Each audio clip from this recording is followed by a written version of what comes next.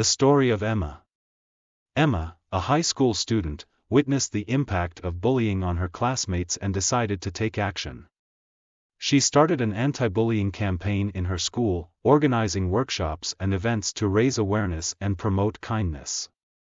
Emma's efforts led to a more inclusive and supportive school environment, where students felt safe and respected.